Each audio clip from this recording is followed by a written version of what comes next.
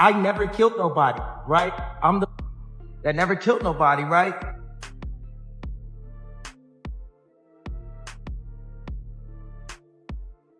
Kanye is now living in Tokyo, living in a hotel, hard at work on his next album, Bully.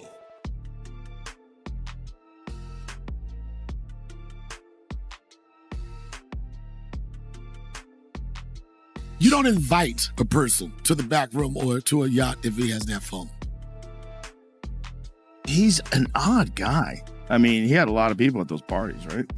This plays so dirty. They play dirty like a movie. He was the producer, and if you're going to be in his movie, he's going to... Nobody's going to those parties anymore. No. You gotta tell them no. How many of them are out there? And do you think that's a Hollywood thing? Yo, listen, do not entertain none of this nonsense and nothing over the phone. I'ma need you to get rid of all the leftover pizza boxes. The what? All the boxes left over from the pizza. All the boxes. Okay.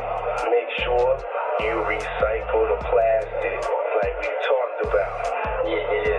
Did Jay reach out yet? Nah, Bob. He ghosting. What this motherfucker doing? These things sweet now, cause I'm in here. It's all good. You about to get out on bail. No. Hey, yo, check this out. Need you to reach out to the producer. Let these motherfuckers know there's a release date for that new Netflix movie. Alright, Bob. It's crazy right now. Everybody out there quiet as motherfucker, huh? Yeah, exactly. We gonna let them have their little fun, but I'm still gonna have the last laugh. What about all these lawsuits, though, Pop? Ain't none of them getting shit. I ain't worth nothing. Ain't got shit in my name anyway. Don't even worry about it. Bunch of money hungry and shit. Pop, Justin said, what should he do about his whip, though? Man, the fuck is you talking about? You don't see this shit I'm dealing with right now? I know, Bob. I told him to do that. Hey, yo, check this out. Tell his light-skinned ass to go make a club appearance or something. Motherfucker, make some money. You 30 years old and shit. Pay your own fucking car. Hey, I told him drop some music. I'm about to drop a new track this week. Everybody gonna want to hear what my sound like. Man, we're not doing that shit. Y'all need to stay quiet. Pop, I can rap though. We got attention right now. Man, just do what the I told you to do. And don't forget about the list. Make sure that shit is fucking signed. Alright. Right? And I refuse to take this, right? You understand that if I had taken the medication, I would not be here and it would have been, he was deeply troubled. We miss him. We love his music though. Well, they would have Britney Spears too. I mean, look at they would have Michael Jackson. Doctor, sir, is that correct?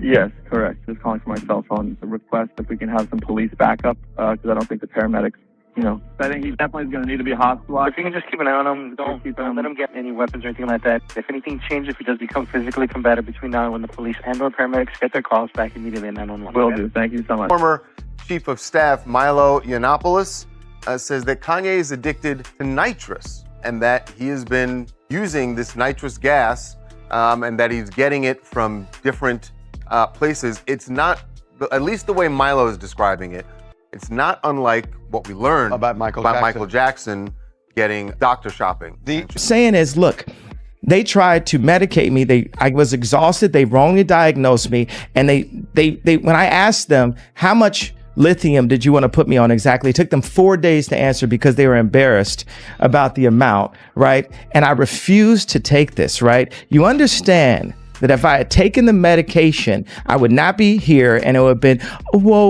he was deeply troubled. We miss him. We love his music though. Well, they would have Britney Spears too. I mean, look at they would have Michael Jackson or worse, yeah. So look at what they did. Look at what they did to Britney. When she went in, she was tired, she was exhausted, she was in a bad way. But 10 years of that medication wrecked her brain. You can see it now. Garcia, this is Jay. I'm on the nitrous. And I was at the dentist's office the other day. I was taking a nitrous oxide. I suggested if anybody's like stressed out.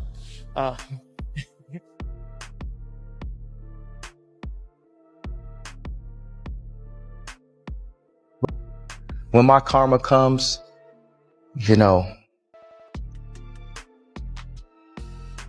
I'll accept it in real time. Like, us being together, like, she's very much reserved.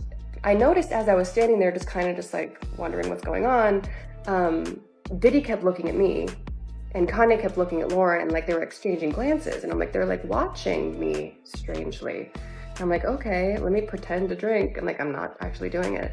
And like that seemed to like make them happy, like me like pretending to like join in. And immediately I'm like, there's something in this drink. There's something in this drink. And I didn't know what to do. And I like, the music's low, the lights are dim, but you can still like see everything. And I realized that I'm in the studio with Diddy and Kanye, and they're both off their and there's 3 other men, an executive that works with Kanye, his engineer, and his cousin, and me, alone. And I'm like, oh, they're like, their minds. And they start coming towards me, and they're like, don't you want to take your clothes off? Like, it's so hot in here. And I'm like, no, fine. I'm fine like this. And they're like, come on, like, it's just us. Like, we're all just friends. Like, let us just like see like how you look. And I'm like, okay, I'm fine. And like, I still haven't gotten scared yet, you know? Like, I'm still like, this is a bad situation. I'm creeped out, but like, there's no reason to panic. There's other men here. Yeah, so they're coming towards me, and I'm like, okay, I don't know where my manager is. I don't know where anyone is. And they're coming towards me more, and they're trying to like take my clothes off. And I'm like at that point where I'm like, this is not good, but I'm like still trying to like play it off. Just like, stop, you guys are stupid. Like, get out of here. Like, don't touch me. Like a little bit scared.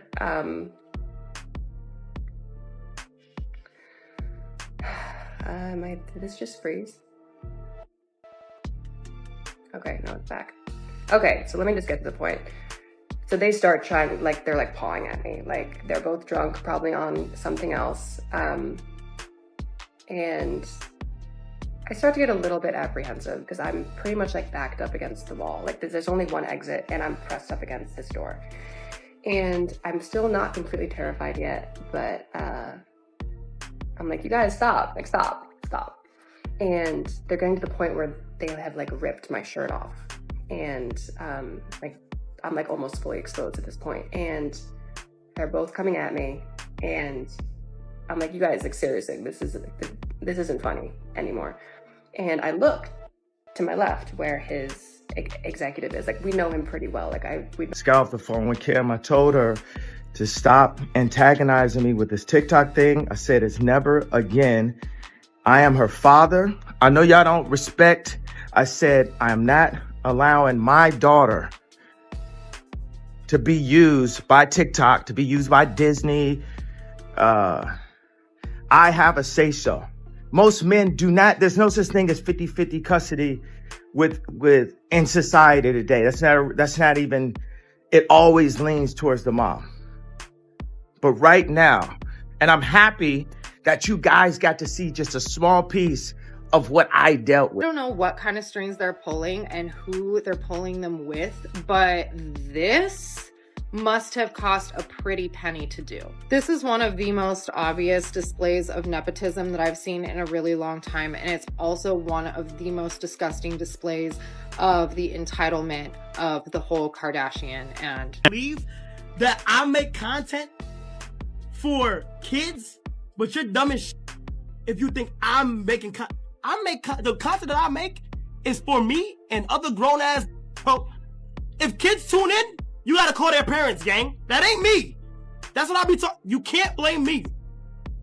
If kids is tuning in, also, if you do your search, you dumb bitch, type in Constantnet on Twitch. Click on my stream and see if it warns you to be 18 plus to continue further watching. You can call up my Twitch rep and say, hey, can you please take up that one? But guess what? I leave it. Wanna know why? Because hopefully you 18 plus watching.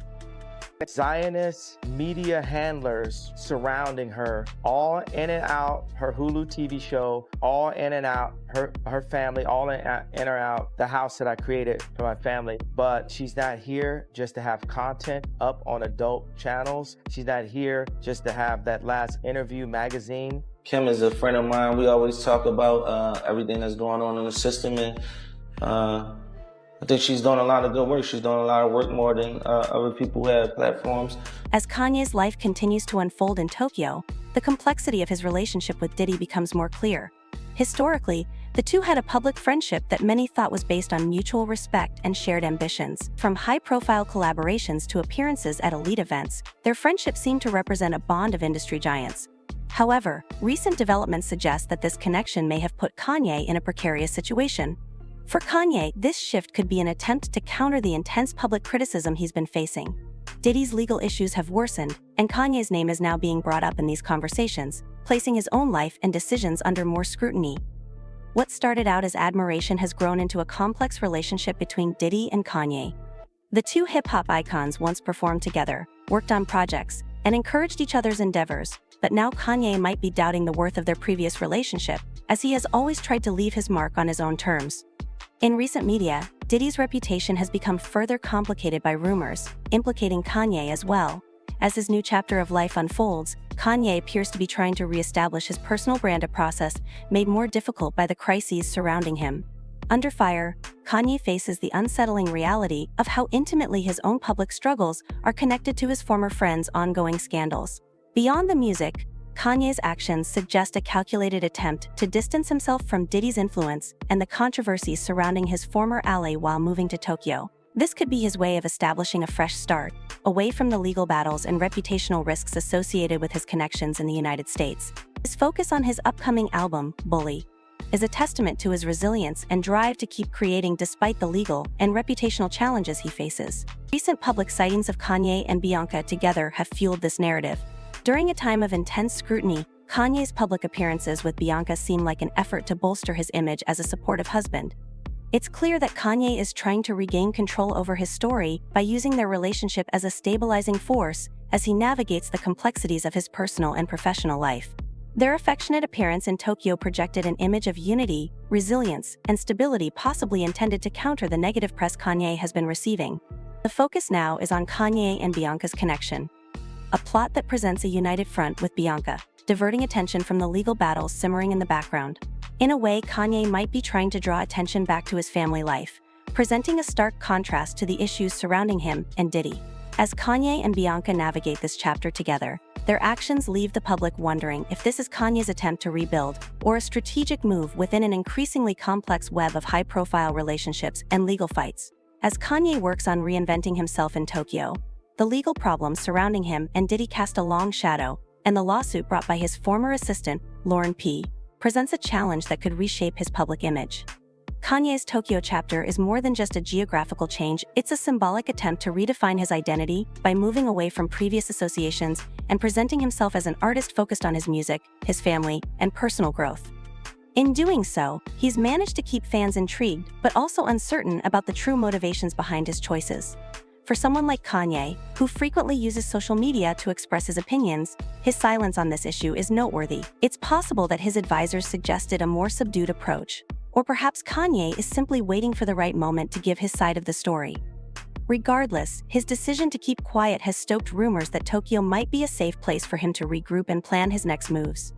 In her claim, Lauren P. describes experiences that left her feeling exploited, claims Kanye has yet to publicly address. The timing of Kanye's involvement with Diddy's problems has also raised concerns. Due to their past affiliations, Diddy, who is under intense public and legal scrutiny, has unintentionally drawn Kanye into the public eye. Given Kanye's historical relationship with Diddy, people have begun to make connections, especially with Kanye's move to Tokyo and his efforts to keep a low profile. Guilt by association can be powerful, and perhaps Kanye hopes to put these issues behind him.